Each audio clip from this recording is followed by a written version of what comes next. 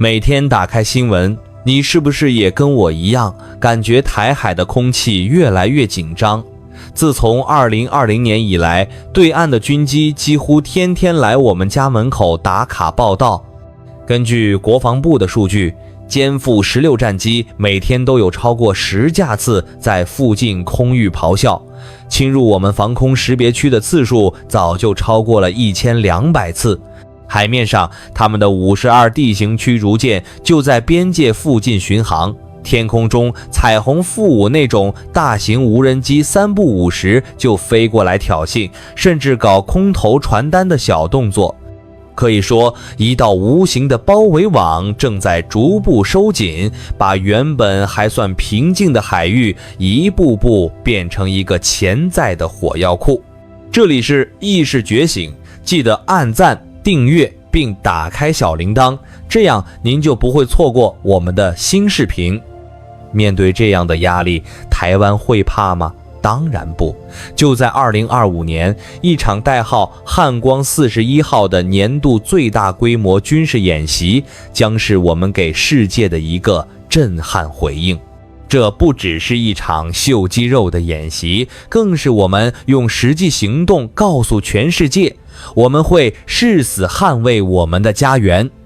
万一，我是说万一，战争真的来临，台湾，我们脚下这片土地究竟守不守得住？今天我们就来深入剖析汉光演习的每一个细节，从它的历史演变、精锐的战术想定，一直到我们手中那些让对手不敢轻举妄动的王牌武器，来一同寻找这个问题的答案。要说汉光演习，我们得先把时光机开回到1984年4月23日。当时担任参谋总长的是郝柏村上将，他敏锐地意识到，面对威胁，台湾急需一场大规模跨军种的联合作战演习。所以汉光演习从一开始，它的设计初衷就是要全面检验台湾的防卫能力，从拦截飞弹攻击到在滩头上粉碎登陆企图，通通都要进行模拟。最早期的汉光演习规模相对还比较单纯，大概只有1万名军人参与，装备也比较老旧。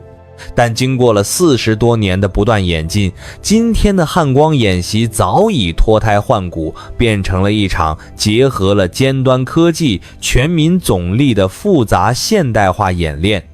2014年，汉光演习首次将民间资源大规模纳入演练，这标志着全民国防的概念不再只是一个口号。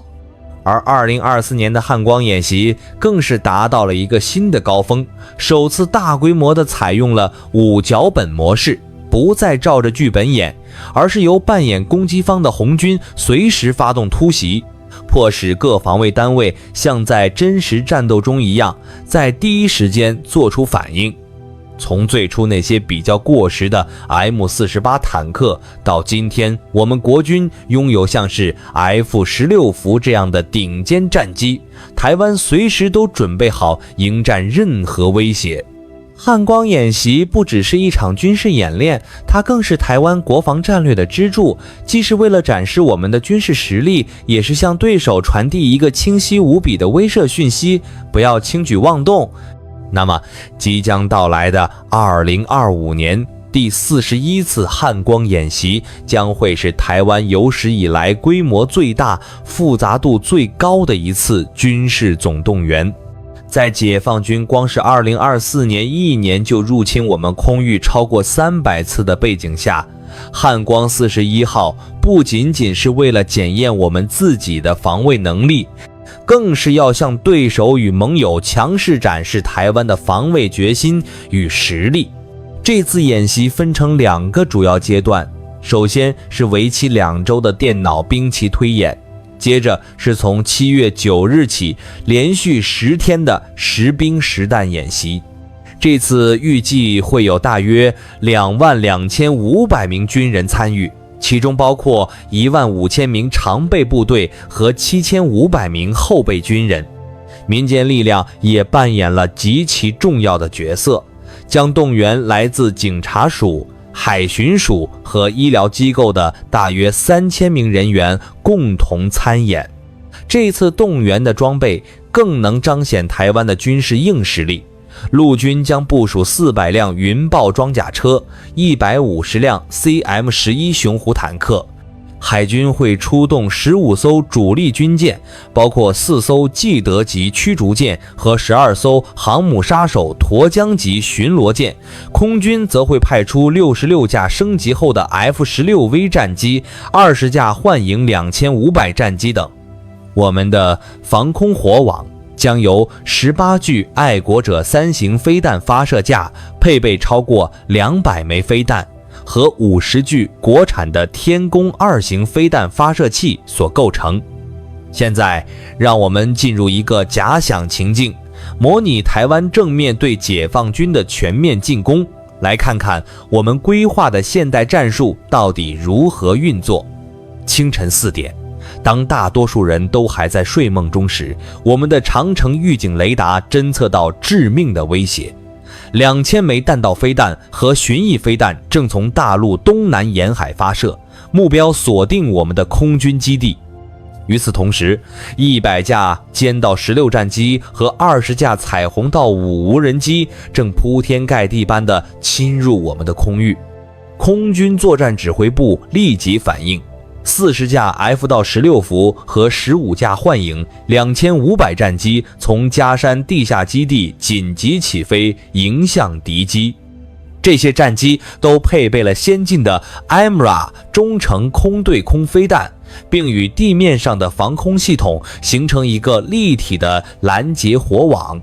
我们预计能成功击落50%的敌机，并拦截高达80%的来袭飞弹。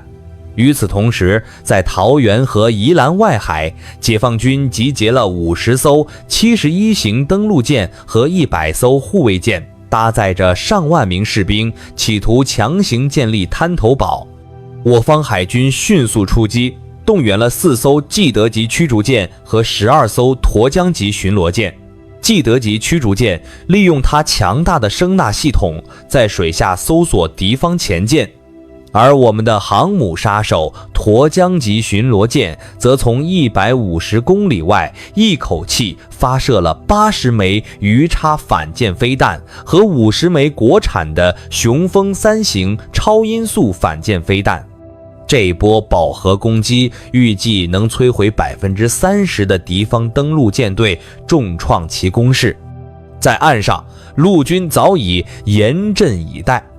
100辆云豹装甲车和50辆 CM11 雄虎坦克已经部署在预设阵地，配合80门 M109A6 自走炮，炮弹的轰鸣声将会把试图登陆的敌军部队消灭在沙滩上。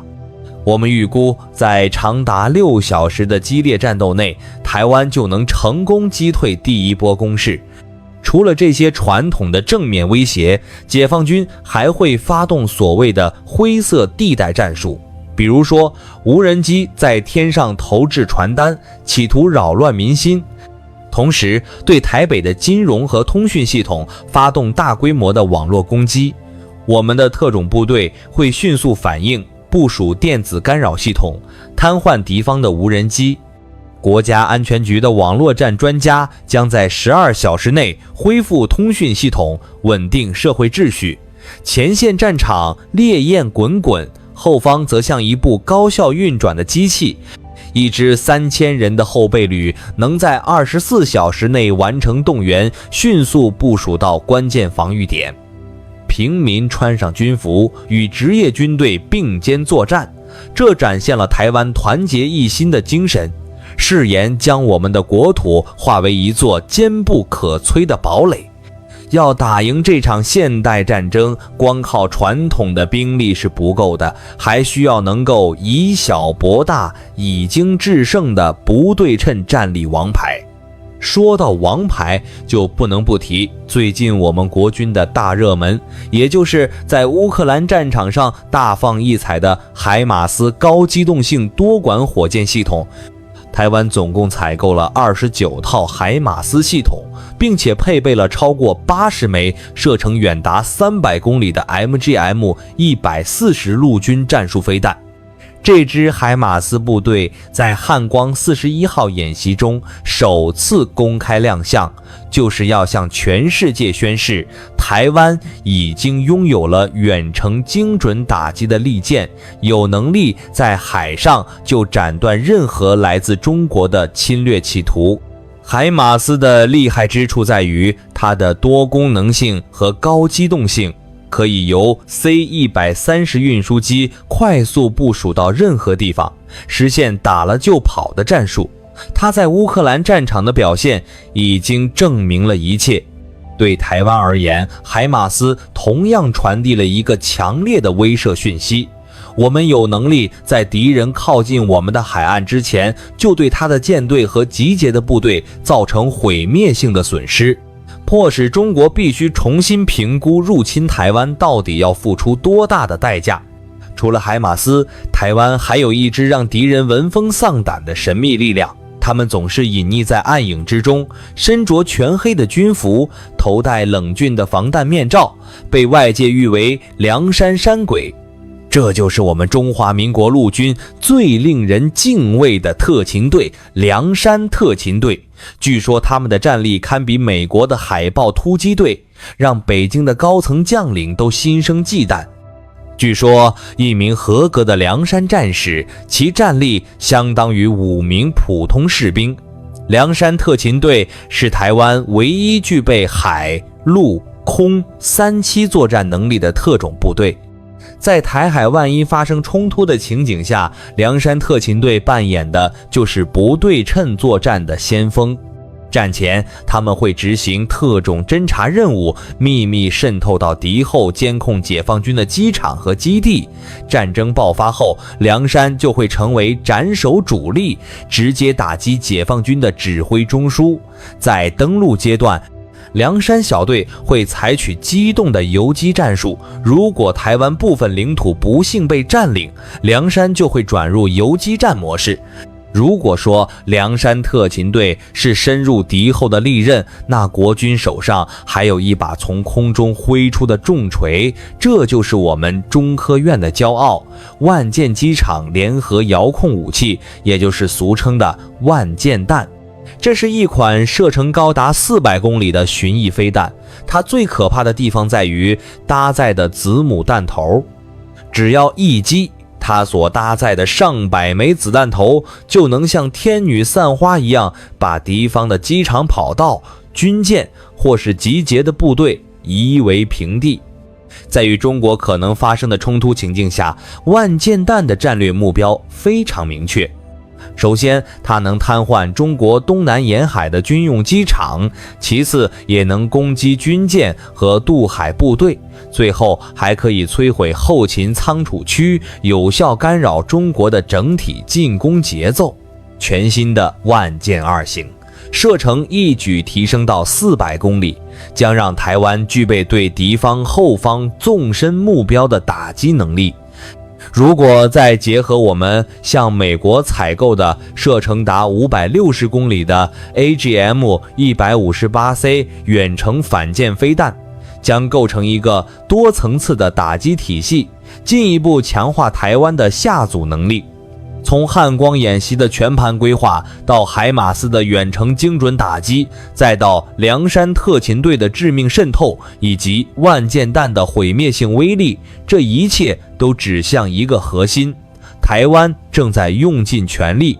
打造一个坚实、多层次而且极具下阻力的刺猬防御体系。在台海局势日益紧张的今天，汉光演习不只是一场演习，它是台湾向全世界的郑重宣言。我们已经准备好迎接任何挑战。